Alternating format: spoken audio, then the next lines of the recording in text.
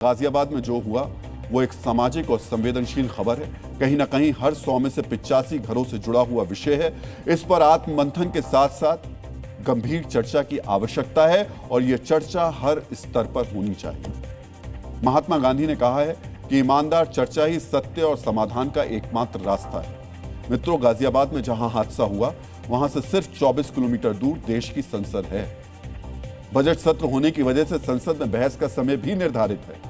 सांसद भी पहुंच रहे हैं। सभी जिम्मेदार सांसदों को गाजियाबाद वाली खबर के बारे में जानकारी होनी चाहिए। उन्हें इसको लेकर सदन के अंदर विशेष चर्चा भी करनी चाहिए, समाधान के लिए रास्ता निकालना चाहिए, लेकिन वो इस पर चर्चा नहीं कर रहे हैं।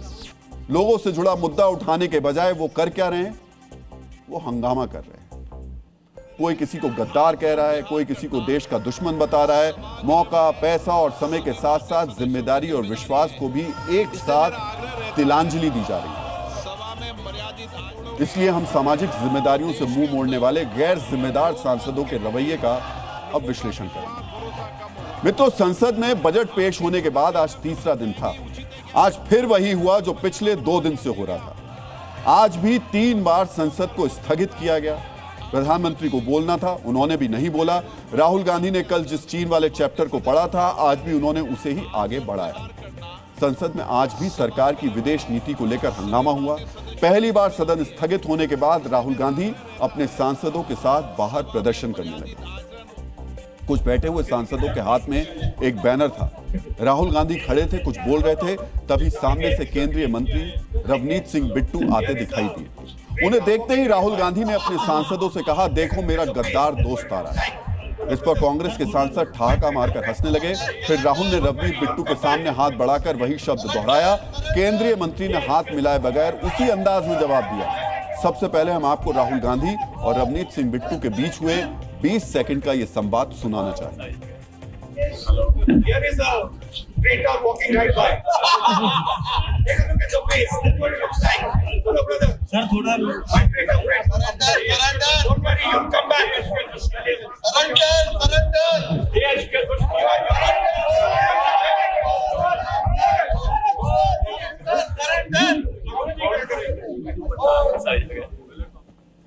मित्रों, सुना आपने, रवनीत सिंह बिट्टू 15 साल तक कांग्रेस में रहे, 3 बार कांग्रेस के सांसद बने। उनके दादा बेअंत सिंह करीब 30 साल तक कांग्रेस में रहे, पंजाब के मुख्यमंत्री भी रहे। रवनीत के परिवार की 3 पीढ़ियां 5 दशक तक कांग्रेसी रही। कभी राहुल गांधी के करीबी माने जाने वाले रवनीत सिंह बिट्टू 2024 में बीजेपी में शामिल हो गए, केंद्र में मंत्री भी बनाए गए। तभी से राहुल गांधी के साथ उनकी तलखी है। हो सकता है कि कांग्रेस छोड़ने के कारण राहुल ने उन पर तंज किया हो, लेकिन क्या नेता प्रतिपक्ष को ऐसी भाषा बोलनी चाहिए या किसी को भी ऐसे शब्द कहने चाहिए? बीजेपी इसको लेकर बहुत आक्रामक है। वो इसे सिख समुदाय के अपमान से कैसे जोड़ रही है, अब वो सुनिए। मेरे से आगे मारपीट तक बढ़ना चाह रहे थे, उनको वेणुगोपाल ने रोका, आप देखो वीडियो में। उसके बाद सुखी रंधावा है, उन्होंने कंधों पे उसके हाथ रख के रोका। उन्होंने कहा मेरे से किसी की हिम्मत कैसे हो गई? भाई, मेरे सिर पे पगड़ी है गुरु की, हम पंजाब के हैं। सिख मंत्री के खिलाफ जिस तरह की शब्दावली का इस्तेमाल किया, वो एक सिख सरदार को गद्दार कहना, इसकी मैं कड़े शब्दों में निंदा करता हूं। बड़ा शर्मसार करने वाला है। सिखों के प्रति इस तरह के अपशब्द बोलना, यह बताता है कि कांग्रेस की आज भी मानसिकता में बदलाव नहीं आया। अगर कोई गद्दार है तो वो गांधी परिवार है। और राजनीति में इसे ही मौका कहते हैं। लगातार विदेश नीति पर सवाल उठा रहे राहुल गांधी के खिलाफ बीजेपी को भी मौका मिल गया, क्योंकि पिछले 3 दिन से राहुल गांधी लगातार एक अप्रकाशित किताब के जरिए सरकार को घेर रहे हैं। पूर्व आर्मी चीफ नरवणे की जिस अप्रकाशित किताब का हवाला देकर सरकार पर प्रहार कर रहे हैं, आज राहुल गांधी उसी किताब की एक कॉपी लेकर आए, कैमरे के सामने किताबें दिखाई और फिर सरकार की विदेश नीति पर सवाल उठाए। इस पर बीजेपी की तरफ से जवाब भी आया।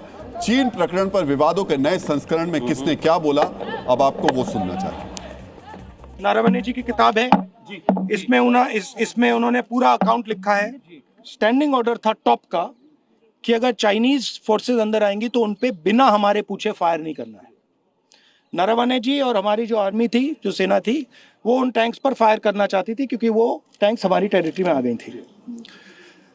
नरेंद्र मोदी जी ने मैसेज दिया कि देखिए, जो उचित समझो वो करो। मतलब नरेंद्र मोदी जी ने अपनी जिम्मेदारी अपनी जिम्मेदारी पूरी नहीं की। ये अबोध बालक देश के अंदर भ्रम फैलाने के सिवा, झूठ बोलने के सिवा, थेथरोलॉजी के सिवा ये कुछ नहीं। सवाल तो यह भी है, जो किताब छपी नहीं वो कहां से आई? कांग्रेस का दावा है कि किताब ऑनलाइन खरीदी गई है। इस पर भी सरकार और कांग्रेस आमने सामने है। मित्रों, सोचिए आज संसद के अंदर क्या बात होनी चाहिए थी। देश की सभी पार्टियों के सांसदों के लिए सबसे बड़ा विषय क्या होना चाहिए था, और ये दोनों के लिए बात है, सरकार के लिए भी और विपक्ष के लिए, दोनों के लिए। थोड़ा सा समय निकालकर गेम एडिक्शन वाले विषय पर सर्वदलीय बहस का समाधान निकालना चाहिए था। वैसे ये इनके लिए मुद्दा नहीं है और कभी बनेगा भी नहीं। देश का भविष्य बचाने वाले विषय पर सभी दलों को चर्चा करनी चाहिए थी ताकि भविष्य सुरक्षित हो। लेकिन बहस किस पर हो रही है? ये गद्दार है, वो देशद्रोही है, एक ऐसा विषय है जो कोई वैसा विषय है, जिन विषयों का कोई मतलब नहीं है। और बिना मतलब के ही संसद में लगातार हंगामा हो रहा है। पिछले 3 दिन में लगभग 12 बार संसद के अंदर हंगामा हुआ। कम से कम 9 बार लोकसभा स्थगित की गई। हंगामे के दौरान पेपर उछाले गए, सांसद निलंबित हुए।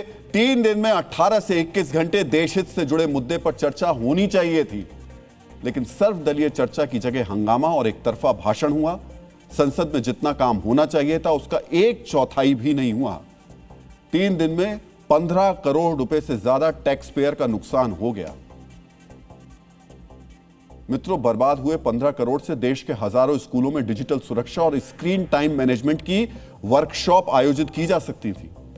केरल सरकार ने हाल ही में सोशल मीडिया एडिक्शन के खिलाफ जागरूकता के लिए बजट में 15 करोड़ रुपए का प्रावधान किया है। मतलब संसद में 3 दिन में बर्बाद हुई राशि से पूरे देश में विज्ञापन के जरिए बच्चों को गेमिंग फ्रॉड और स्क्रीन एडिक्शन के प्रति सचेत किया जा सकता था। डिजिटल स्पेस के विकल्प के रूप में सरकार ने ग्रामीण क्षेत्रों में ऑफलाइन यूथ हब बनाने का प्रस्ताव दिया है। इस बजट से कई जिलों में ऐसे केंद्र स्थापित किए जा सकते थे, लेकिन कुछ नहीं हुआ। सारा पैसा बर्बाद हो गया। पैसे की बर्बादी छोड़िए, हमारे देश के माननीयों ने इतनी संवेदनशीलता और सामाजिक मुद्दे पर चर्चा करने की जरूरत तक नहीं समझी। व्यस्त हैं वो पूरी तरीके से। किस मामले में व्यस्त हैं? एक दूसरे पर आरोप प्रत्यारोप लगाने में, जितना शब्दों की मर्यादाओं को तोड़कर एक दूसरे पर छींटाकशी कर सकते हैं वो करने में। जवाहरलाल नेहरू ने कहा था, संसद का कार्य केवल कानून बनाना नहीं बल्कि जनता की समस्याओं पर खुलकर विचार करना है। लेकिन जनता ने जिन्हें चुनकर संसद भेजा है वो विचारहीन जैसा व्यवहार कर रहे हैं। उन्हें कोई फर्क नहीं पड़ रहा है कि 3 बच्चे मर गए, क्यों मरे, इसका क्या समाधान हो सकता है, इसको लेकर किसी को फिक्र नहीं है। बस दिन भर एक दूसरे पर आरोप आरोप आरोप, एक दूसरे के लिए अपशब्द अपशब्द अपशब्द। संसद स्थगित होती रहे। कुल मिलाकर 3 दिन में बजट सत्र की रस्म अदायगी हो ही रही है।